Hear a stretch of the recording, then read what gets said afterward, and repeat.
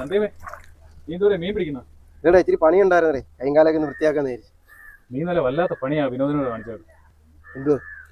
അവൻ ഇന്നലെ വരെ നിന്നെ പ്രതീക്ഷിച്ചാ അവിടെ ഇരുന്നത്. അവനൊന്ന് ആശുപത്രി പോണ്ടല്ലായിരുന്നു? ഓ, അത് ഞാൻ ഒന്ന് രണ്ട് പേരത്ത് പൈസ ചോദിച്ചിരുന്നു, അതിന്റെ ഉറപ്പിലാണ് ഞാൻ കൊടുക്കാമെന്ന് പറഞ്ഞത്.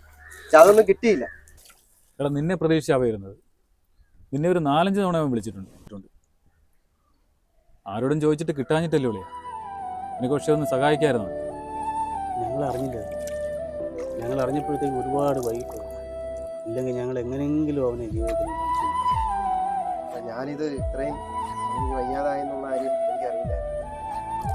നിന്നെ കാത്തിരുന്നതിൻ്റെ പാതി സമയം പോലും വേണ്ടായിരുന്നു അവനവൻ്റെ ജീവൻ തിരിച്ചു. അവനേക്കാളും നിന്നെ വിശ്വസിച്ചു.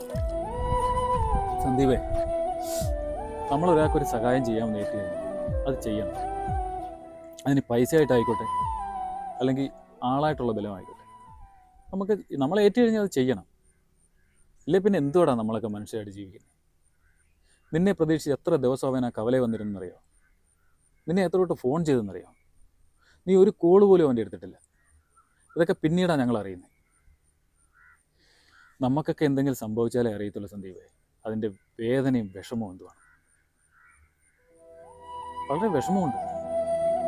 നമ്മുടെയൊക്കെ കൂട്ടുകാരനല്ലായിരുന്നതാണ്.